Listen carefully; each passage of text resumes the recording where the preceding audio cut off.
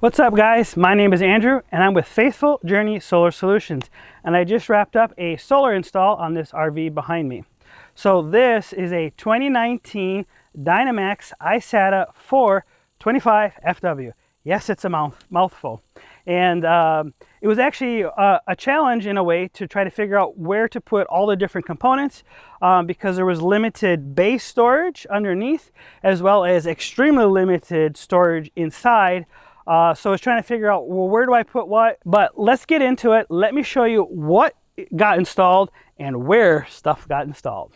All right, so coming along to the back side of the RV, this would be the driver's side, or some might call it as well as the street side of the RV. So the very last storage cabinet is this one, and this is actually a pass-through. It goes all the way through to the other side.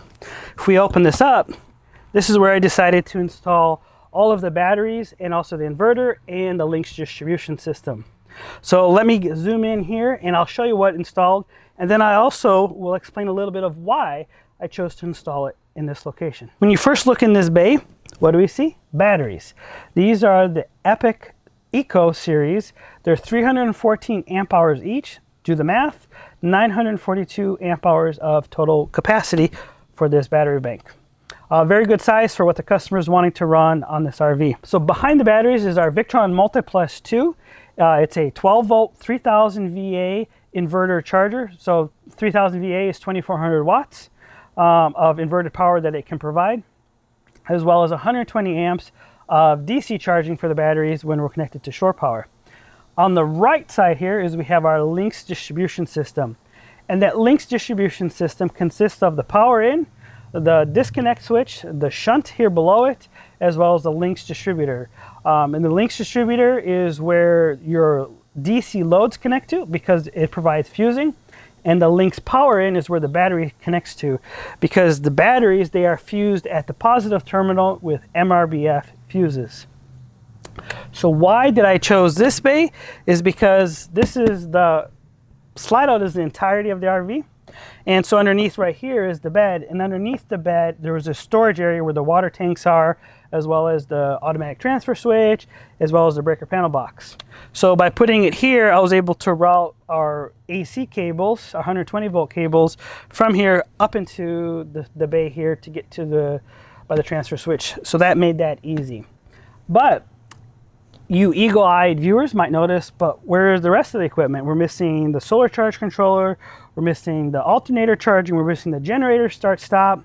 So where is the rest of that equipment? Well, let me show you where it got installed, and I'll tell you why I chose there. So I opened the front door and I'm sitting on the steps. Why am I doing that? Well, not only did the touchscreen get installed here, but the rest of the equipment is behind this cabinet here. So here you can see the screen got installed by the front door. I'm sitting on the steps. So why did I put the screen here? Well, one, it was a great little spot for it. Two, there was already a hole in the cabinet because the old inverter switch was located right here. And three, it made routing for the cables for the screen to the Turbo GX very easy because the Turbo GX is inside. This cabinet here is the underneath of the kitchen sink, kitchen cabinet. And why did I install the equipment in here? Well, a lot of the wires where they need to be run to was just easier to run them to here than to try to figure out how to run them to the back, as well as there would have been probably 6 to 8 wires I would have had to run from up here to the back, versus I just had 3 wires, 2 communication wires, and 1 power wire from the back to the front. That's sized for the amp draw that is expected, as well as the voltage drop based on the length of the run. So on the top left here is my generator auto start stop box. It's our translation box between the Victron system and the Orion generator. Next to that is the Orion XS. This is our alternator charging.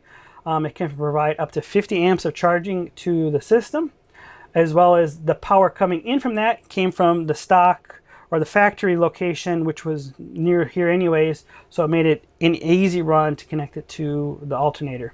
You do want to use a device like an Orion XS when you're doing lithium, because without it, your lithium bank charging will just suck the life out of your alternator and kill it very quickly. And then next we have is our solar charge controller.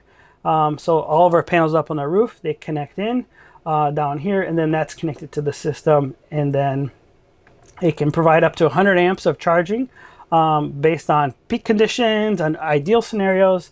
Yeah, we got some good amount of solar coming in on this RV. And then down below here, we also have our PV disconnect, and then this is our bus bar system for this components up here. So again, want to make sure everything is fused properly, protect those wires, protect those devices. All right, so I'm up on the roof of this 2019 Dynamax, and as you can see, I was able to cram 6 solar panels up on the roof. And these are rich solar 250 watt panels, so 1500 watts of incoming solar on this RV. The thing that I like about these panels is that if you look, there's kind of a divide down the middle, and that's because they're basically 2 125 watt panels that have been put together. And the advantage you get from this kind of design layout is that if half of it gets shaded, there's less effect on the other half. So you get better output with these panels. The last thing I upgraded or changed on this RV was this air conditioner. We got rid of the old Energy Hog Coleman AC. It was a Mach 10 15,000 BTU unit.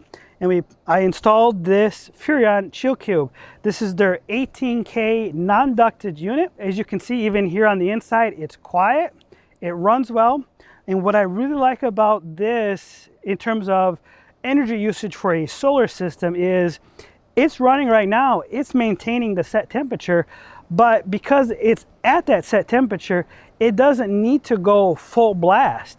It can actually ramp down the motors and everything like that and run at a much slower, quieter, more energy efficient speed than the old style RV air conditioners like the Coleman that was installed on this.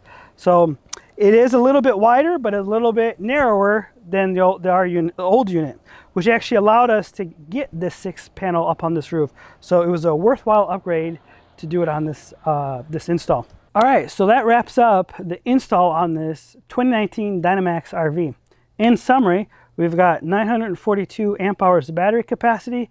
We've got a Victron MultiPlus-II, 2400 watts of inverted power for the coach. We've got 6 250 watt rich solar panels, so 1500 watts of solar in total on this RV.